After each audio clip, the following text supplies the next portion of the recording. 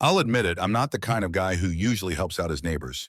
But that summer morning as the sun lazily stretched above our quiet suburb and my dad's old lawnmower growled stubbornly under my hands, something changed. I was standing by the fence catching a glimpse of her out of the corner of my eye. Mrs. Clark. Everyone in the neighborhood just called her Linda from the Maple House, 52 years old, always elegant with a trace of quiet tiredness in her gaze. My mom used to say she had taught literature at the local college, but after her husband died, she'd sort of vanished from public life. Still, there was something about her, a beauty that hadn't faded with age, but somehow deepened. Jacob. Her voice came from the other side of the fence, melodic and calm. I shut off the mower and wiped my forehead. Yes. My lawnmower's acting up again. Would you mind taking a look? I mean, if you're not too busy. That was the first time I saw her smile up close. She held a glass of lemonade, looking a bit uncertain. Not the untouchable Mrs. Clark everyone was slightly afraid to ask how she was doing. No, she looked real. Sure, I'll finish up here and head over, I said, trying not to sound too eager. Her yard looked like a magazine spread, but the mower sat abandoned in the middle of the grass dead. I knelt down, checked the filter, the fuel tank. Whatever was wrong with it didn't matter. I was already captivated by the scent of mint in the air. Her presence, the sound of her voice coming from the porch. You think it's dead for good, she joked lightly.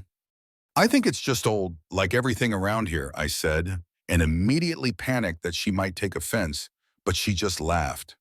Then she fell quiet, standing there on the porch watching me. And then she said something that stopped my world for a second. Come inside, please. The tools are in there, and I'd like to talk. The house was tidy, but had that lived-in quietness that spoke of someone who had gotten used to being alone. Pictures on the mantel, her and a smiling man, books stacked here and there, knitting tossed onto a chair, and suddenly silence. I turned around and saw her standing in the doorway, no longer in her casual shirt from earlier, but in pajamas with Mickey Mouse on them. I froze. She must have been changing and didn't expect me to come in so quickly. Oh, she gasped, clutching a robe. I forgot you were already inside. It's fine, I stammered. Nice pajamas. She laughed genuinely with a bit of embarrassment, not flirtation, and somehow that made her even more human. In that moment, she wasn't a legend or some perfect figure. She was just a woman, and for some reason, I liked that even more. Tea, she offered. I'd love some. We walked into the kitchen. She set the kettle on the stove, and I sat at the table where two magazines lay, one about gardening, the other full of crossword puzzles. The scent of lemon and mint slowly filled the room. Linda quietly poured the tea and placed the cups gently in front of us. I brought this tea back from New Mexico, she said. My friend claims it cures loneliness. I don't believe in that kind of thing, but why not try? I smiled and took a sip. The tea was sharp with a hint of bitterness, but it wasn't the tea that mattered. It was how we sat across from each other in stillness without rushing. I don't usually let people into my home, she said, especially boys young enough to be my son, well, my former son. He didn't die. He just disappeared from my life. She paused, staring into the steam rising from her cup. Her voice was steady, but something hidden trembled underneath it. He left 5 years ago, didn't say where. Every year he sends a postcard, no return address. This year from the desert, last year from Alaska. He wanders, and I wait. You're not lonely, I said. You're just real. She looked at me for a long time, then smiled, not politely, but like she meant it. You should be a writer, not a lawn guy. I'm not ruling out that career path, I replied. We both laughed, and in that laughter was something ordinary, simple, but alive. After we finished our tea, she showed me where the tools were: wrenches, a screwdriver, a can of WD-40. I grabbed everything and headed out to her lifeless mower.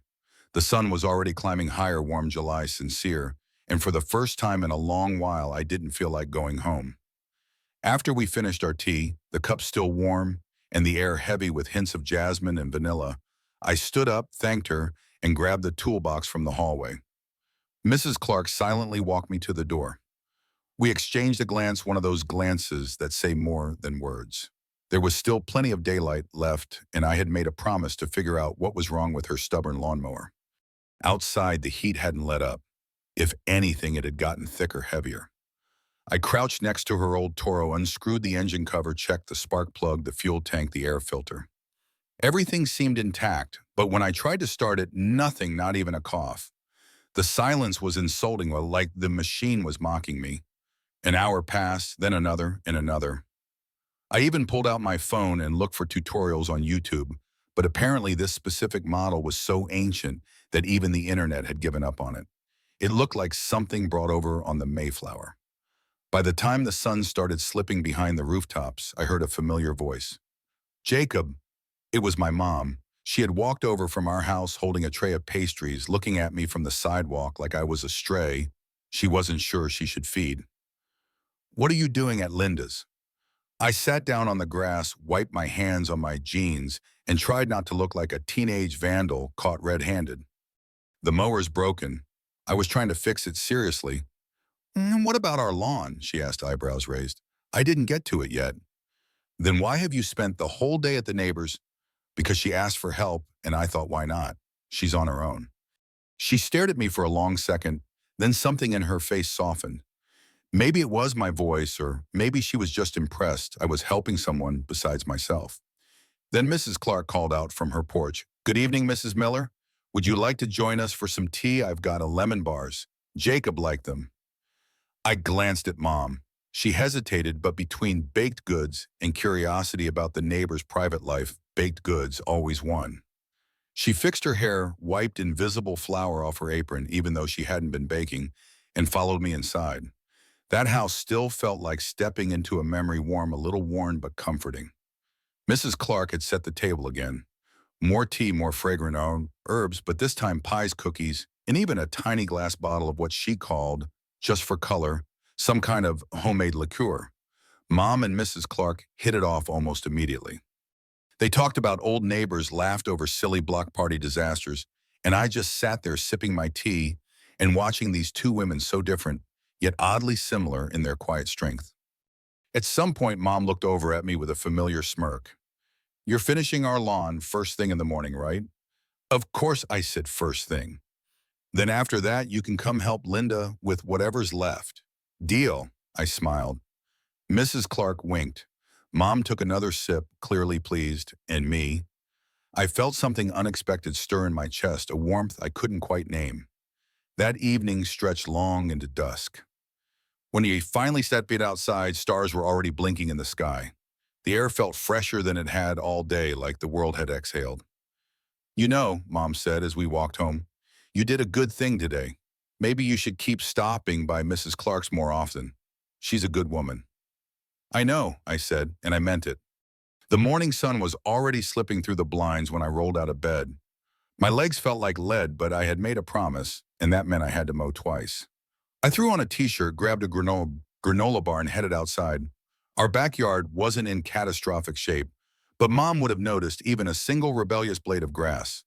35 minutes later, I parked the mower in the garage, grabbed the old manual one, the squeaky one that screamed around corners worse than a kettle, and made my way to Mrs. Clark's house. Her yard looked even cozier in the morning light. The flowers were in full bloom. The white porch looked like it belonged on the cover of a romantic novel. As soon as I stepped onto the walkway, the front door opened. She stood there in a pink robe with cartoon cats on it. "Good morning, Jacob," she smiled. "Tea later." "Of course, just give me half an hour. I'll finish the front lawn and we can sit." I smiled back. "Perfect," she winked. "I'll try not to make it too strong this time." I laughed and got to work. The mower creaked and groaned, but it got the job done. 25 minutes later, I wiped the sweat from my forehead and headed to the door. I knocked. "Come in," Mrs. Clark's voice called from inside. I froze. The last time she said that, things got awkward. Carefully, I opened the door. "It's me, Jacob." I stepped inside and froze again. She was halfway up the stairs, pulling on a sweater, and yes, once again, I saw more than I was supposed to. "Oh my God, not again," she laughed. "Do you have some special talent for catching me mid-change?" "I didn't mean to, I swear," I blurted, covering my face with my hand. "I must have bad timing in my blood." She laughed so hard it made me laugh too. The tension dissolved instantly. A few minutes later, we were sitting at our kitchen table with steaming cups of tea. The sunlight filtered through the curtains, catching dust particles like floating glitter. She wore a sweater and jeans, her hair a little messy but in a beautiful way. "Thank you for helping," she said softly, blowing gently on her tea. "You know not many people offer help just because." I shrugged. "It's nothing. I like helping, and you're well interesting." She raised an eyebrow. "Interesting? That's a polite way of saying I'm weird and talk too much. More like mysterious and funny." I grinned. She looked out the window and something in her eyes shifted. "I wasn't always like this," she whispered. "Like what?" "This calm, stable. When I was 22, I hit rock bottom. I was living with a friend, sleeping on a couch, working 3 jobs. No one offered me a cup of tea or mowed my lawn. Seriously, dead serious. I had 3 t-shirts on rotation, lived on instant noodles, but I kept going. I had no other choice." I stayed quiet. It was hard to picture this version of her so different from the confident woman sitting across from me. "You held it together well," I said. She smiled a little sadly. "Sometimes I think so. Other times I'm not so sure." We sat in silence for a bit longer. Then she stood up. "All right, enough philosophy. That lawn won't mow itself." I gave her a mock salute and headed outside. The rest of the day passed with the steady hum of the mower chewing through grass. The sun began to dip, and then, "Dinner's almost ready," she called from the porch. "I'm good. Really, you don't have to," I started. "Shoo, you're eating, end of discussion." Couldn't say no. On the table, grilled chicken, mashed potato salad like something out of a restaurant. "This is wow," I murmured. "Better than noodles, right?" We laughed. Then she handed me an envelope. "For your work." I shook my head. "No, that's not why I came." "Jacob, please." "No, you've been kind to me. That's enough." She sighed and put the envelope away. "All right then, I'll feed you and mentor you. Deal." As I was getting ready to leave, she stepped out onto the porch with me. The sky had darkened, stars beginning to twinkle. "Thank you, Jacob," she said softly. "Always happy to help." And then she hugged me firmly, genuinely, and kissed me on the cheek. I froze, and right at that moment, a car turned into the driveway next door. Mom. Her eyes through the windshield locked onto us.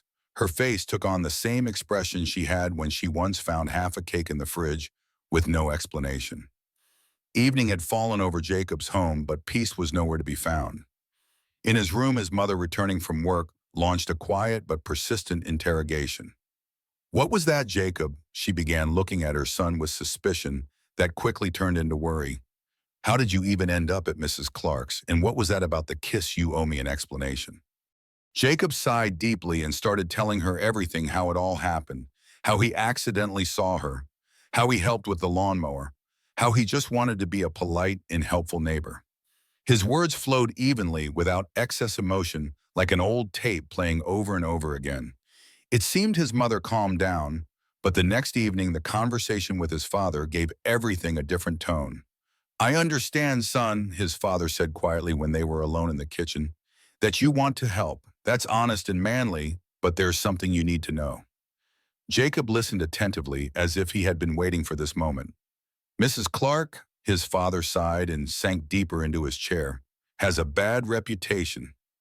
She's been alone for over 10 years, and you're not the first one she's invited into her home."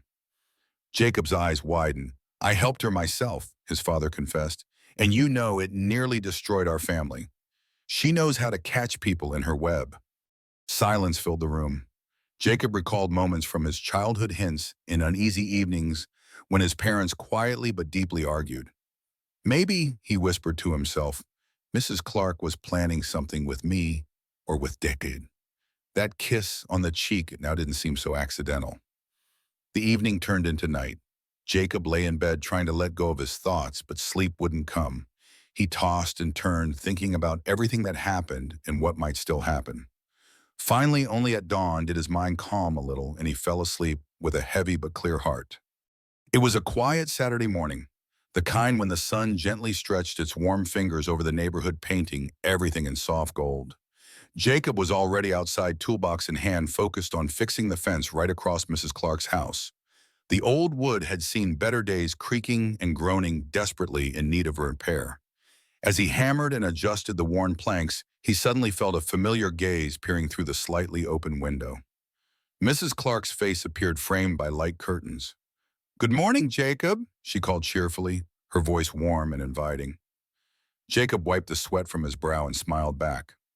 "Morning, Mrs. Clark. Come inside for some tea once you're done," she offered, her tone carrying a friendly warmth that was hard to resist. Jacob hesitated for just a moment. His father's words echoed in his mind, warning him about the woman's reputation, about the risks of getting too close. But youth and curiosity had their own plans. "Sure, I'll be there in a bit," he replied. He glanced back at the fence and silently promised himself he'd finish quickly.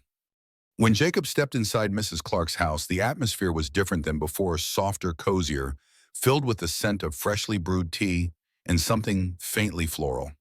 She looked radiant, not at all like the 52-year-old widow he'd imagined, but rather a slender, tall woman who could easily pass for 40. The light danced on her dark hair, and her smile was effortless, as if she had an endless supply of joy bottled inside her. Then, quite unexpectedly, as Jacob turned to hang his jacket, he caught sight of Mrs. Clark shifting her blouse in a way that was no accident this time. She didn't try to hide the confident glance she threw over her shoulder. It froze Jacob in place. God, she's beautiful, he thought, heart pounding. For a moment, words failed him. The room seemed smaller, charged with an electric tension that was impossible to ignore. They moved to the living room, and soon a teapot was pouring soft streams of amber liquid into delicate cups. The conversation flowed naturally. Mrs. Clark talked about herself, her childhood memories filled with laughter and hardship, her passion for morning jogs, and how she had discovered yoga as a way to keep her mind calm. She spoke about the loneliness that came with living alone for so long, but also about small joys she cherished. Her eyes sparkled as she looked at Jacob, not with the cautious reserve of a weary neighbor, but with the genuine warmth of a friend. At one point, she reached out and touched his hand lightly, a friendly, reassuring gesture that made Jacob's heart skip a beat. She laughed, a clear, enchanting sound that filled the room like sunshine. Jacob realized with a start Mrs. Clark was not just a lonely widow. She was a woman alive with stories and charm, someone who could change the entire meaning of his Saturdays. Suddenly, the phone rang. Jacob's phone. It was his father. He answered quickly. "Jacob, I need some help over here. Could you come by?" His father's voice was calm but carried an unmistakable urgency. Jacob glanced at Mrs. Clark, who nodded understandingly, her eyes twinkling with that mischievous spark again. "I'll be right there," he said, standing up. Mrs. Clark walked him to the door, and just as he was about to leave, she pulled him into a gentle embrace and pressed a quick kiss to his cheek. Jacob stood frozen for a second, his mind racing. As he walked away, the cool air hit his face and the weight of realization settled deep inside him. He had stepped right into Mrs. Clark's web. That Saturday, the sun hung heavy in the sky, casting long shadows over the quiet neighborhood. After finishing tea with Mrs. Clark, I slipped out of her house, feeling more confused than ever. There was something magnetic about her, too. Magnetic, and it wasn't just her smile or the way she laughed at my jokes. There was something deeper, something dangerous. I found Dad fixing the gutter on our shed, half humming an old Bruce Springsteen song under his breath. When he saw me, he handed me a wrench without a word. We worked side by side for a while, not saying much, but the questions were burning holes in my brain. "Dad," I finally said, adjusting the ladder, "can I ask you something about Mrs. Clark?" He froze just for a second. His eyes narrowed like he was trying to figure out the safest way through a minefield. "What about her? You said I wasn't the first guy she invited in. You said you helped her before. What did you mean by that?" He gave me a long look, then sighed and sat down on the edge of the tool chest. "Jake, some things are better left in the peto." "Come on," I insisted. "I need to know. Did something happen between you two?" There was a pause, long enough for a bird to flutter past us, long enough for my pulse to rise like a drumbeat. Dad looked down at his hands. "It was a long time ago, before you were even out of high school. Your mom was away for a week and Mrs. Clark needed help fixing a broken light fixture. She invited me in. One thing led to another." I swallowed hard. "So you—" He didn't answer directly, just looked off into the trees like they might hide him from his guilt. It was a mistake. Your mom never found out, but I carry it with me every day. I stepped back. My throat felt tight, my hands curled into fists. I'd always seen Dad as the moral compass of our family, strict but honorable, and now this. She kissed me, I muttered. On the cheek, sure, but it's more than that, isn't it? He didn't say yes. He didn't have to. You're angry, he said quietly. Of course I'm angry, I snapped. You almost wrecked this family, and now she's doing the same thing again with me. Dad stood up. Jacob, listen to me. Mrs. Clark, she's lonely. She's not a bad person, but she's been through a lot. I think she's just looking for something, connection, comfort, whatever, but you have to be careful. Don't confuse her attention with love. I shook my head and walked away, tools still clutched in my hand. I didn't want advice. I didn't want perspective. I wanted truth, and it felt like everyone around me was too afraid to give it. That night, I didn't sleep. I lay in bed staring at the ceiling fan as it spun slow circles of doubt. I replayed every moment with Mrs. Clark, the looks, the tea, the laughs, the kisses on the cheek. Was it all calculated? Was I just another fool caught in her web? Sunday passed without a word to her. I stayed indoors, pretending I had homework, ignoring my phone, avoiding the windows. When Monday came, I mowed our backyard but didn't cross the street, not even a glance toward her porch. A full week passed like that. Every day I caught myself looking at her house from behind the curtains. Once I saw her walking her dog and ducked behind the fridge like a kid hiding from his crush. I felt ridiculous, but I also felt betrayed.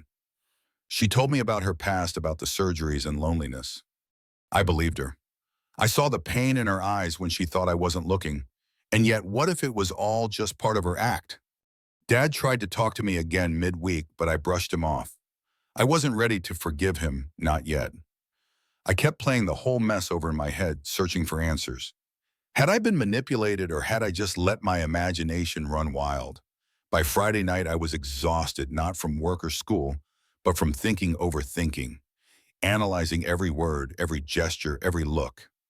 I sat on my bed staring at my phone. I hadn't texted her. She hadn't texted me. It felt like a standoff, or maybe the end of something that never fully began. Outside, her porch light flickered on. I could see her silhouette moving inside the house, the way she tucked her hair behind her ear, how she folded laundry in the living room. Normal things, human things. I wanted to knock on her door. I wanted to ask what I meant to her, but I also wanted to protect myself from her, from whatever this was becoming. I lay down again, eyes wide open, heart heavy. That night I didn't dream. I just floated in the dark, wondering if I'd lost something I never really had, or if I was finally waking up from a dream I shouldn't have chased in the first place. It was Saturday morning. I hadn't even properly rubbed the sleep from my eyes when Mom knocked on my door and said firmly, Jacob, Mrs. Clark asked if you could help her clean out her garage. I told her you'd come. I nearly choked on my breath. You what? Did you say she called me? Mom replied calmly. Said she was struggling. I can't say no to a woman who went through cancer, especially when she's all alone. Be kind. I wanted to object, to say I had other things to do, that I wasn't ready, but Mom had already walked off, not waiting for an answer. The walk to Mrs. Clark's house had never felt so long. Even the grass seemed to be judging me. I walked up to the gate, took a deep breath, and knocked. The door opened almost immediately. Hey, Jacob, she said quietly. I'm glad you came. I only nodded. We walked to the garage in silence. It really was a mess. Boxes, old tools, dusty blankets, photo albums with worn corners. I started digging through the junk. She wiped shelves. We worked side by side, but the space between us felt like a canyon. She noticed how distant I was. I could feel it. You're different, she finally said, as we both reached for a box of light bulbs at the same time. It happens, I muttered, not looking her in the eye. After about an hour, she offered me tea. I wanted to say no, but something in her voice, tired as sincere, made me agree. We sat on her porch. The sun was warm, but inside me, ice. My tea cooled faster than I could find the courage to speak. Is everything all right? She asked gently. I swallowed. The silence stretched like a rubber band on the verge of snapping. Just tell me, I said at last. Was my dad, did you two have something? She froze. What? I know, I said. He admitted it. I just don't know who to believe him, you or no one at all. She was quiet for a long time. Her fingers clutched the teacup like it was the only thing keeping her grounded. Your dad helped me, she finally said. After my divorce, I was a wreck and he became close, but we didn't cross the line, not completely. Not completely, I shot back. I lied to myself that it was just friendship, but he came over often. We talked, laughed, drank wine. One night we got very close. He leaned in and I didn't stop him. But your mother saw us through the window. She stormed in like a hurricane, threw him out, cursed me, said I was destroying families, that she was ashamed to live next door to me. I looked away. My mind was a mess. Why didn't you tell me earlier? Because I didn't know what you were to me, she said. At first you were just a kid with a lawnmower, then a friend, then I started feeling something more. And I was afraid of losing you like I lost everything else. So it's all true. It is. She nodded. I didn't ruin your family, Jacob. I was weak and so was he. What happened was human, not evil, just a mistake one we both made. I stared at her, unsure whether to believe her, but her eyes didn't flinch, and there was no lie in them. We went quiet again, but this time the silence wasn't sharp. It was spent like after a long argument where there's nothing left to say. I don't know what to do with all of this, I whispered. You don't need to know, she said. Just be honest with yourself and don't bottle it up because it won't leave until you say it out loud. I finished my tea and stood up. I'm going to go. I understand. She nodded, but I added, I'm done running. Just give me time. She nodded again, barely. There were tears in her eyes, but she didn't cry. I left for the first time without anger, without resentment, just with a weight in my chest and a strange relief that I finally knew the truth. Mom looked at me silently when I got back. I simply said, we talked. And she nodded like a woman who had known the truth all along, but waited for her son to discover it on his own. That evening, I went out to the backyard. The wind rustled the trees, whispering stories of the past. I sat on the old bench and thought not everything in life is black or white. There are shades, mistakes, apologies, fears, feelings, and all of them shape who we become. I didn't mow for Mrs. Clark anymore, but we saw each other, sometimes just a nod over the fence, sometimes a word or two, and one day I had tea with her again. No confusion, no bitterness, just two people who had gone through it all and remained human. I wasn't mowing her lawn anymore, but we still saw each other. A few weeks had passed, no more mowing, no more tea, no more awkward glances. Mrs. Clark didn't ask me for help again, and I didn't go over myself. It was like we had silently agreed to take a break. Still, we hadn't cut ties completely. We saw each other sometimes in the yard, when she watered her flowers, sometimes at the store near the checkout. She would nod, and I'd raise my hand in return, no words, just a warm, mutual understanding in our eyes, not blame but acceptance. What had to happen had happened. My father, I hadn't really talked to him in weeks. Silence settled between us like fog. He tried a few times, but I'd either walk away or pretend to be busy. But one evening when Mom went to her friends and it was just the two of us in the kitchen, I finally stopped. Dad, I said, I'm not angry anymore. He looked surprised. I guess he didn't expect me to speak first. He put down his spoon and just stared at me. I've thought a lot, I went on, and I get it. You weren't perfect, but you're not a villain either. People make mistakes sometimes, and I think you're still my dad. And I love you. I don't say that often, but I said it. He didn't respond right away. His eyes welled up, then he stood up and hugged me. And even though I'm grown now in that moment, I felt like a little boy again, being held by his father who forgives him for breaking something. Thank you, son, he whispered. I really am sorry and I'm proud of you. On Saturday, I went to Tom's, my childhood friend. He had just hooked up a brand new PlayStation 5. We played FIFA, laughed, argued about scores, stuffed ourselves with pizza, and forgot the time. I heard you used to help Mrs. Clark, he asked, eyes still on the screen. Yeah, I said, scoring another goal. Mowed her lawn, helped her with stuff. People say she's weird, lots of rumors. I put the controller down. Inside, she's not weird, Tom. She's just a woman who's been through a lot, and honestly, I feel sorry that people can't see others for who they are. He paused, the game sat quietly, not looking at me. What really happened between you two? I didn't answer right away. Then I said everything and nothing. She showed me that adults aren't gods, that my dad can mess up, that my mom can get furious and still forgive, that you can fall in love with conversations, not bodies, and that sometimes a friend is just someone who makes tea when you're falling apart. Tom didn't say anything for a moment. Then surprisingly, he nodded. You know, that actually sounds kind of deep. Want to play another round? Yeah, but I'm picking Real Madrid this time. Oh, come on, not again, he laughed. We started playing again, but inside something had shifted. I wasn't angry anymore or ashamed or bitter. Everything that was meant to happen had happened, and honestly, I was grateful for all of it, the strange, unpredictable experience. The next morning, I stepped outside. Mrs. Clark was standing by her flower bed wearing rubber gloves holding pruning shears. When she saw me, she hesitated a little, then smiled. I smiled back, and that was enough because sometimes the strongest connections aren't the ones that last forever. They are the ones that leave peace behind and understanding and maybe a new beginning, not necessarily together, but certainly without resentment.